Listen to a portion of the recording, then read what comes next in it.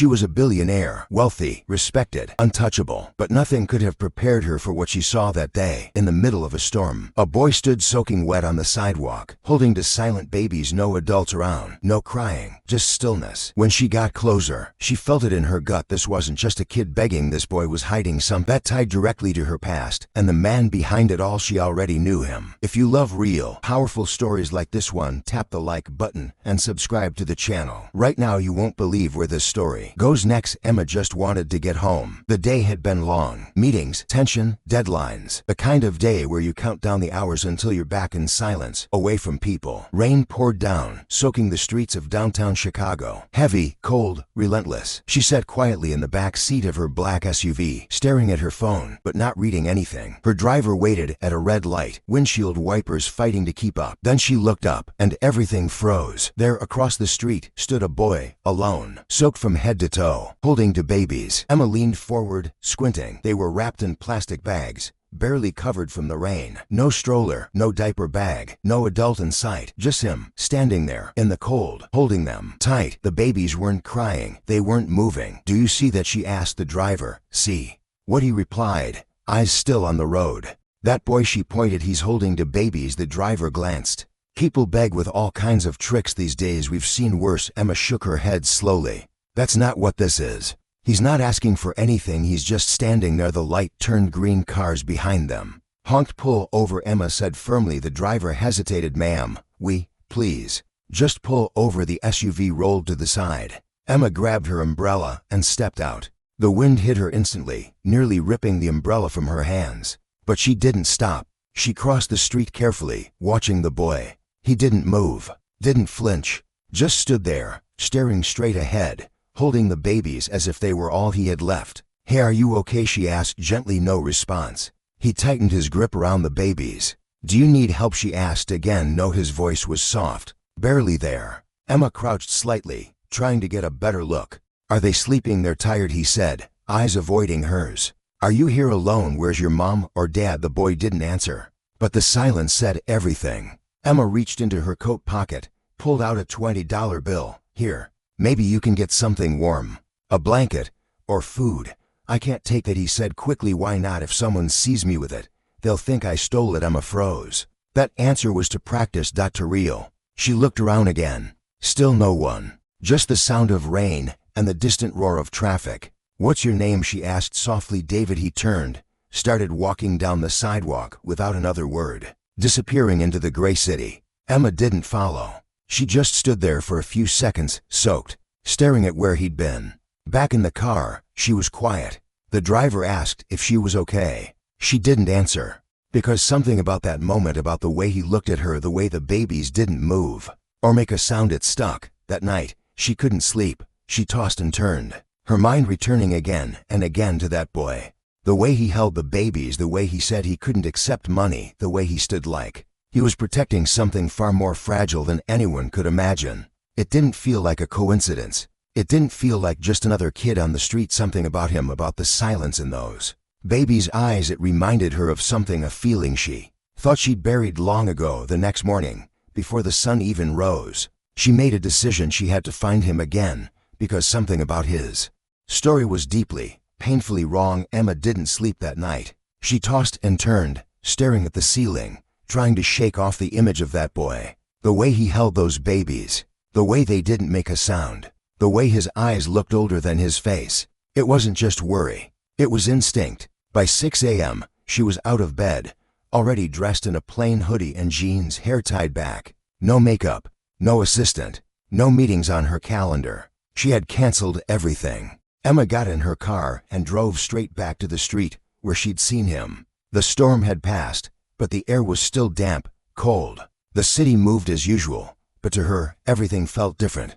She drove slowly, watching sidewalks, alleyways, bus stops. Nothing. She was just about to give up when something caught her eye. A ripped blanket hanging from a shattered window in an old building, and beside it, a plastic bag with diapers. Emma hit the brakes. Parked. She climbed out of the car, crossed the sidewalk, and pushed through a bent gate. The building was condemned. She could smell the mold and decay before she even stepped inside. Still, she went in. The floor creaked beneath her. Trash everywhere. graffiti on the walls. She moved carefully, climbing a rusted staircase, following the faintest sound. It wasn't crying, just a soft, muffled breath. She turned a corner and stopped. There they were. David, curled up on a filthy old mattress, two babies pressed against his chest, the three of them sleeping. In silence, their bodies wrapped around each other like they were all they had. Emma's chest tightened. David stirred. His eyes opened slowly. When he saw her, his body tensed, but only for a moment. Then her stillness again. She knelt down gently. "You sleep here?" He nodded. "You're alone." He glanced down at the babies, then back at her. He didn't speak right away. Then finally, a whisper. "My sister asked me to take care of them. Said she'd be back soon." "How long ago was that?"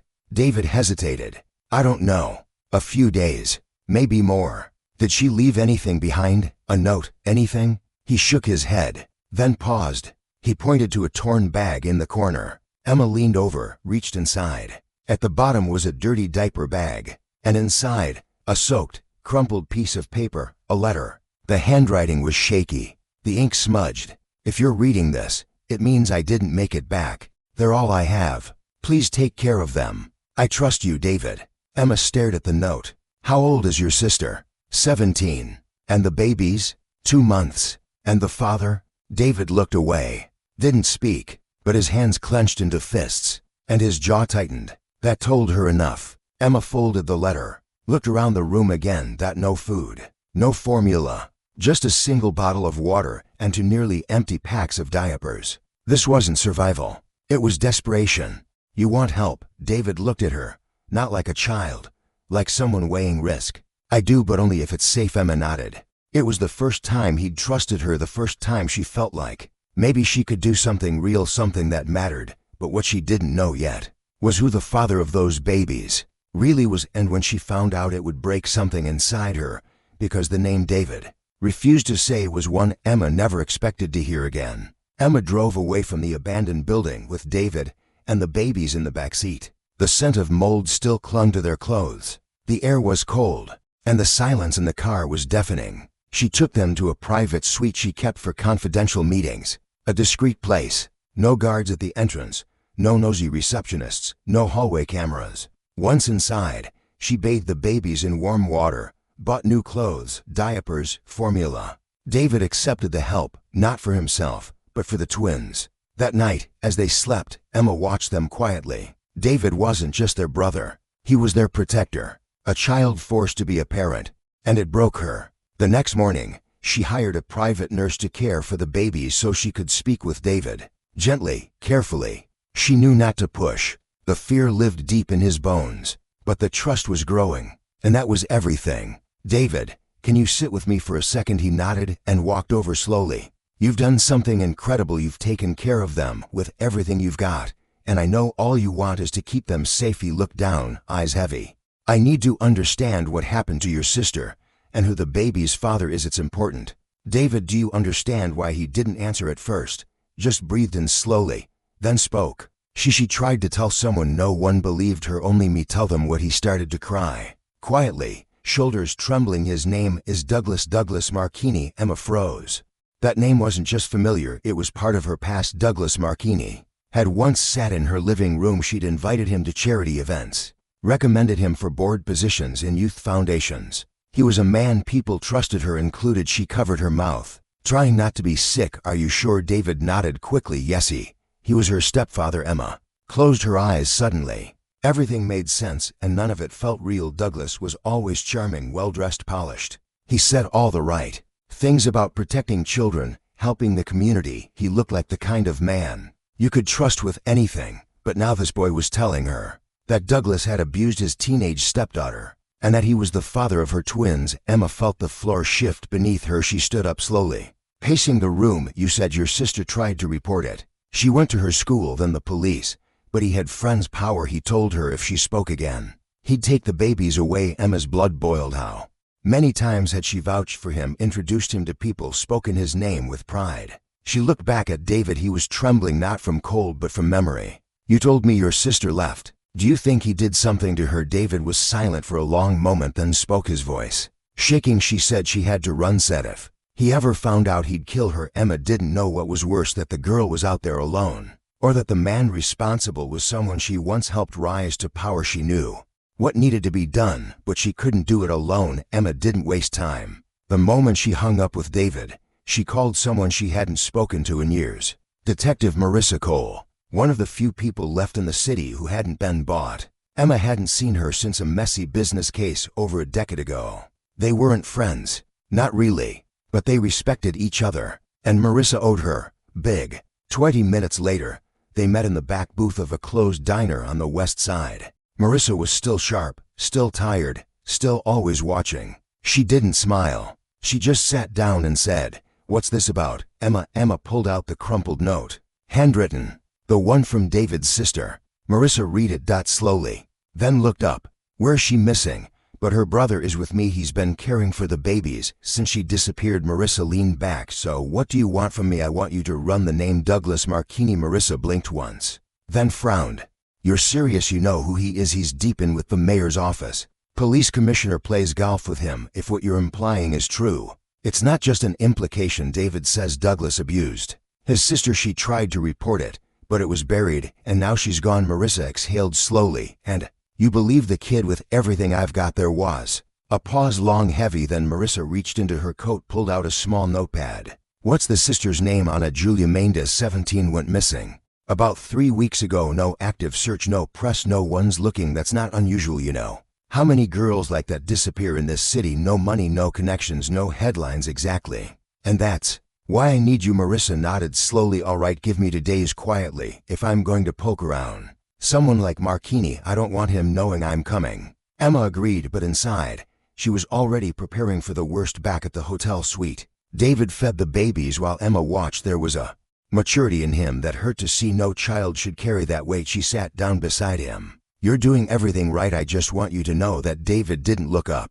I don't want them to grow up scared like we did." Emma felt a knot in her throat. She didn't ask what we met. Not yet. That night, she sat alone with the nurse. The woman had been watching the twins all day. "They're strong, but they need medical attention. They haven't seen a doctor since birth." Emma nodded. "Then do what needs to be done. Find someone I can trust. Money's not an issue, only safety." While the babies slept, Emma pulled out her laptop. She typed Douglas Marchini into a private database. There he was, board member of 3 youth foundations, regular donor to orphanages, smiling in photos with children, with politicians, with Emma herself. Her stomach turned. He played the role perfectly. He always had. Even she believed it until now. The next morning, Marissa called. No greeting, just a statement. "I found something, and it's worse than we thought." Emma's fingers clenched around the phone, because whatever Marissa had discovered was about to blow everything wide open. Emma's hand was shaking. "Meet me," Marissa said. Now they met in a quiet parking garage downtown. No eyes, no ears, just concrete and shadows. Marissa stepped out of her unmarked car, holding a folder so tightly her knuckles were white. "This," she said, "is going to make you sick." Inside the folder were internal records, 3 reports, all filed within the last 2 years, all naming Douglas Marchini, all involving teenage girls, all dismissed without investigation. Emma flipped through the documents, her stomach tightening with each page. One girl was 15, another 16. The language in each report was nearly identical. Inappropriate behavior, unwanted contact, fear of retaliation. And every time, case closed, no follow-up, lack of evidence. "He's protected," Marissa said, "fully insulated. Anyone who gets close to exposing him either backs off or gets reassigned." Emma stared at the signature on the bottom of each closure. "Same officer, same handwriting. That's the man Douglas plays golf with," Marissa added. So it wasn't just about Anna Julia. There were others, more victims, and the system kept them quiet. Emma felt rage rise in her chest. Hot, sharp, dangerous. How many girls have to vanish before someone does something? Marissa looked her dead in the eye. Someone just did. They didn't need to say more. Emma understood. This wasn't just personal now. This was war. Back at the suite, Emma sat with David. She told him everything, carefully, gently. She didn't mention the number of victims, just that they had proof now. Real proof. His eyes filled with tears. "So they'll believe us? They'll have to." David hugged the twins closer. Emma placed a hand on his shoulder. "This isn't over, but we're not alone anymore." David asked the question that had been burning in him. If they knew before, why didn't anyone help? Emma didn't have an answer, but she made him a promise. We're going to make sure no one ever silences her again, and in that moment, she meant every word. If you've been moved by this story so far, and want to hear how it ends, make sure to subscribe to this channel. We tell the stories that others try to bury, and this one is just getting started. The next morning, Emma took action. She arranged a private medical checkup for the twins. A trusted pediatrician met them at a safe location. After the exam, the doctor looked concerned. These babies were born early, they haven't received proper care, and one of them might have a heart condition. Emma's heart dropped. Do they need a hospital? Yes. But quietly, if anyone finds out they're in the system, it could trigger unwanted attention. Emma understood. She made arrangements for private care. No records. No press. No trace. Later that night, while David sat by the crib, Emma called Marissa again. I want to go public. Marissa hesitated. You'll be risking everything. I already did. The moment I saw him on that sidewalk, Emma opened her laptop, prepared to draft a public statement. With evidence, with names, with truth. But before she could type a word, her phone buzzed. Unknown number. She answered, and a familiar voice spoke. You should have stayed out of this, Emma. Her blood ran cold, because the man she once trusted was now threatening her directly. Emma froze. That voice, smooth, calculated, to calm for someone being accused of destroying lives. Douglas, you've always had a strong sense of justice, he said. That's why people liked you. But we both know what happens when people dig too deep. Emma didn't speak. She wouldn't give him the satisfaction. You think you're helping that boy, but what you're doing is dangerous.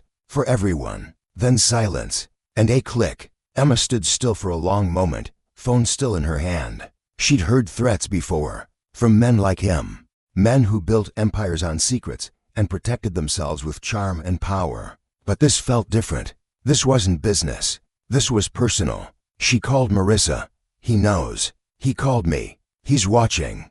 Marissa's voice was calm, but her words weren't. You need to get them out tonight. If he feels threatened, he won't wait. Emma didn't argue. She packed the babies, grabbed David, and left the suite without telling anyone. No staff, no driver. No trace. They drove 2 hours north, to a lakeside cabin Emma owned under a false LLC name, a place even her closest business partners didn't know existed. It wasn't luxurious, but it was safe. David didn't ask questions. He knew what fear looked like. He could see it in her eyes now too. That night, the cabin was quiet. Too quiet. David sat by the window, rocking one of the babies. The other slept beside him, bundled tight. Emma sat across the room, laptop open, files spread out. Every piece of evidence she had was now in digital form, and she'd sent backups to 3 trusted contacts in case anything happened. She opened a draft, typed one line. If this goes public, I need people to understand who he really is. But then she stopped, because the truth was, people already knew. They just didn't want to believe it. She turned to David. Tell me more about what happened with your sister. With him. David looked down. She tried to leave twice.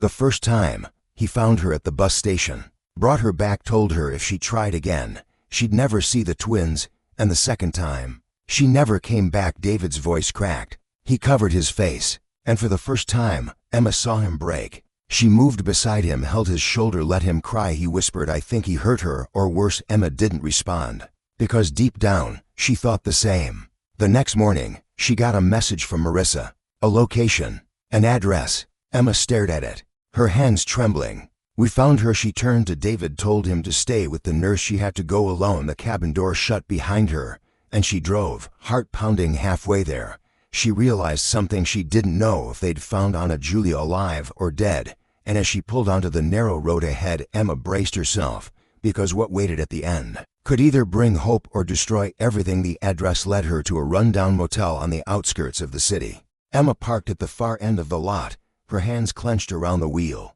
Room 12, that's what the text said. The paint on the door was chipped, curtains drawn, no sound inside. She knocked. Once. Twice. Then the door opened. Anna Julia stood there, barely 17, pale, thin, hollow-eyed, but alive.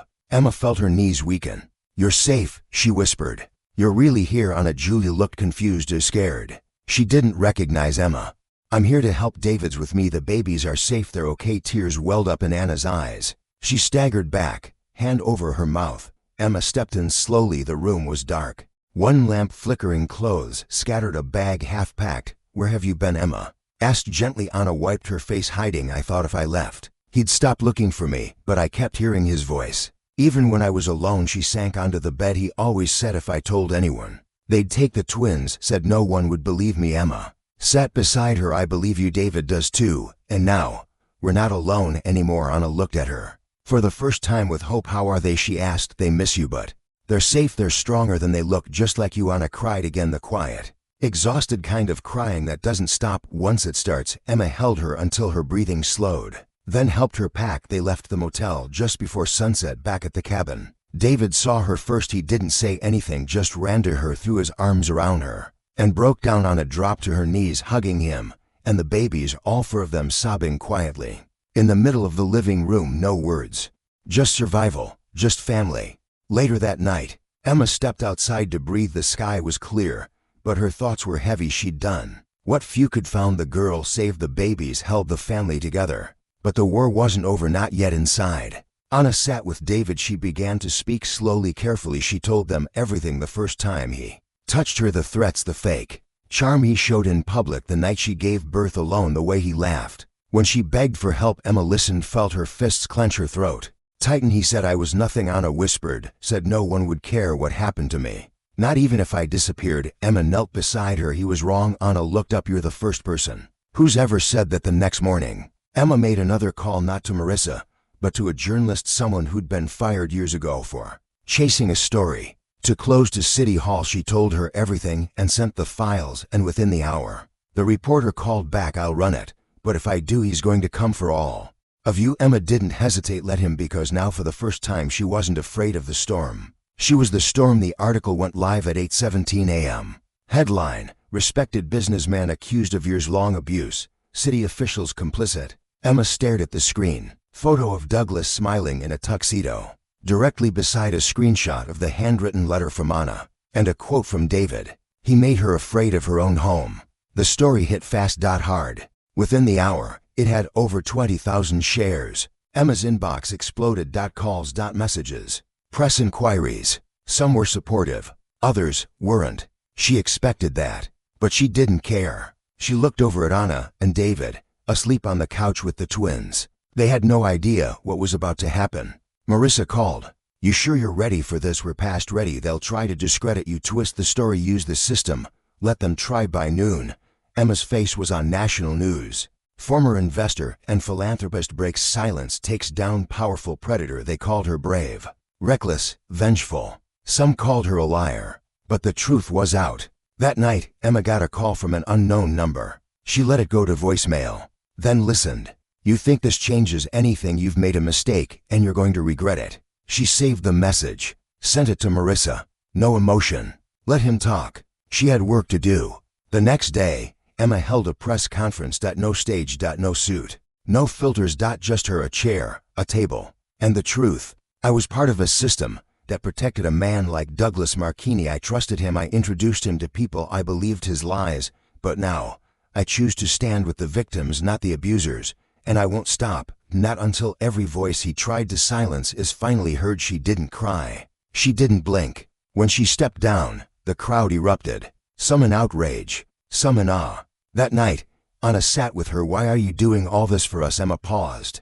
"Because no one ever did it for me." Anna stared, not understanding. Emma didn't explain. Not yet. The next morning, it started. The first court motion, filed by Douglas's legal team. An emergency order. He was suing Emma for defamation, claiming damages to his business, reputation, and family. $20 million. Emma read the document once, then again, then laughed. Marissa called. "He's coming at you fast. He's scared. He's trying to make you back down. He has no idea who I am." Emma met with her lawyers, told them she didn't want to settle, didn't want to negotiate. She wanted a courtroom. But the judge issued a gag order. No public statements, no interviews, silence. It was a setback, but Emma wasn't done. Late that night, after everyone was asleep, Emma stepped outside. She stood under the stars, breathing deep, and that's when she saw it. A figure at the edge of the woods. Still, watching. She didn't move, didn't flinch. She just stared back, until the figure disappeared into the darkness. He knew where they were, And now it was no longer just a legal battle, it was a war for survival. The next morning, Emma didn't tell David or Anna about the figure in the woods. Not yet. She didn't want panic. Not while the babies were sleeping. But she knew what it meant.